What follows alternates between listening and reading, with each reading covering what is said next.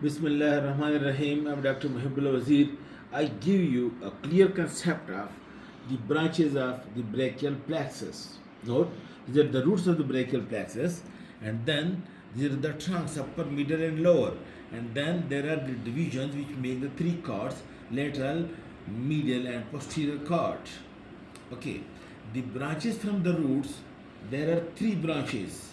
Look, number one, nerve to these rhomboids muscle.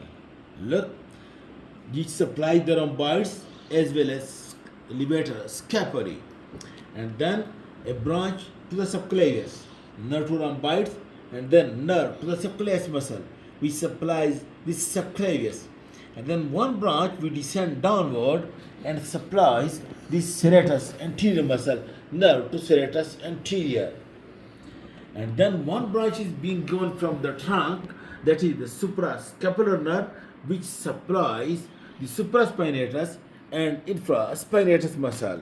In this way, these four branches, which are also called as the supraclavicular branches, are also called as the pre-terminal branches, that is to the rhomboids, to the subclavius, to the serratus anterior, and to the supraspinatus and infraspinatus. Then from the cords of the brachial plexus, note the point.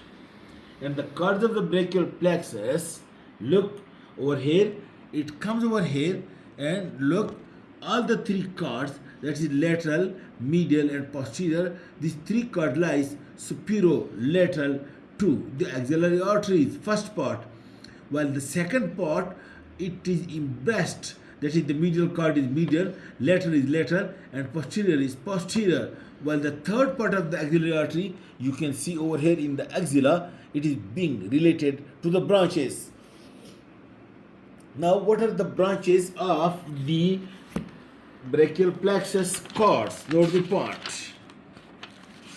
First, look, is the lateral cord. Lateral cord has three branches and name is LLM.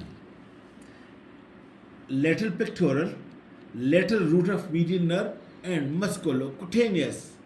Lateral pectoral nerve supplies the pectoralis major and pectoralis minor. The medial pectoral nerve, which is a branch of medial cord, it also supplies the pectoralis major and pectoralis minor. And then the lateral root of median nerve, that is the median nerve which is formed by the lateral and medial nerve, by these both. Look, this is the median nerve which is formed by this lateral root from the lateral cord and medial root from the medial cord. The median nerve is being formed. We will follow the median nerve later on. And then the third branch is the musculocutaneous. You follow the musculocutaneous. Look, this is the lateral cord, and you can see this is the lateral pectoral nerve. This is the lateral root of median nerve, and then this is the musculocutaneous. The musculocutaneous nerve, it passes laterally and it supplies the BC, that is the biceps, the brachialis, and coracobrachialis. And after supplying these three muscles, it comes from over here between the biceps and brachialis and becomes the lateral cutaneous nerve of the forearm. These are the three branches of the lateral cord. Then the medial cord is having five branches, and then the five branches of the medial cord, there are 4M and one for you.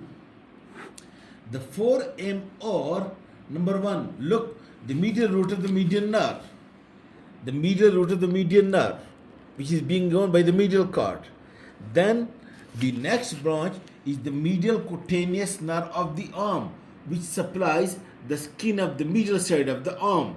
And then the other M is medial cutaneous nerve of the forearm, which supplies the skin of the medial surface of the forearm, medial side of the forearm. And then the U, that is for ulnar nerve. Okay, that is medial root of median nerve, medial cutaneous nerve of the arm, and medial cutaneous nerve of the forearm, and then the ulnar nerve, and the ulnar nerve descend downward, and we will follow it later on. Okay, medial cord having the 4M, that is the medial root of the median nerve, medial cutaneous nerve of the arm, medial cutaneous nerve of the forearm, and then medial pectoral nerve. And then is the ulnar nerve which descend downward, and we will then follow the ulnar nerve later on.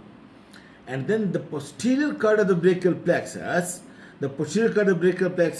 which lies posterior to the axillary artery, and it gives the branches. Look, number one, look over here please. It gives the upper subscapular and the lower subscapular. And these branches, the upper subscapular passes to the subscapularis muscle, supplies it. The lower subscapular, it supplies the subscapularis as well as the teres major. And then is the thoracodorsal nerve, which supplies this latissimus dorsi, upper lower subscapular, and then the thoracodorsal, and then the axillary nerve.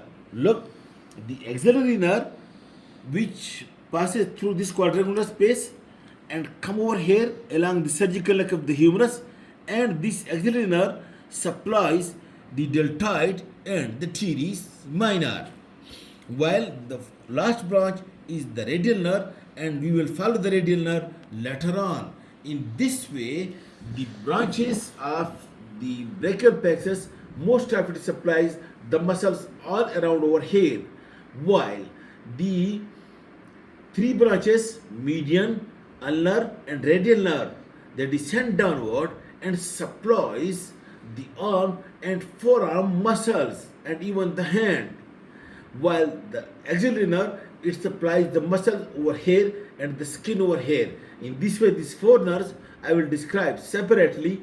Otherwise, the branches of the brachial plexus, in this way I have summarized, and it all supplies the muscles in this area along with the cutaneous supply of this area.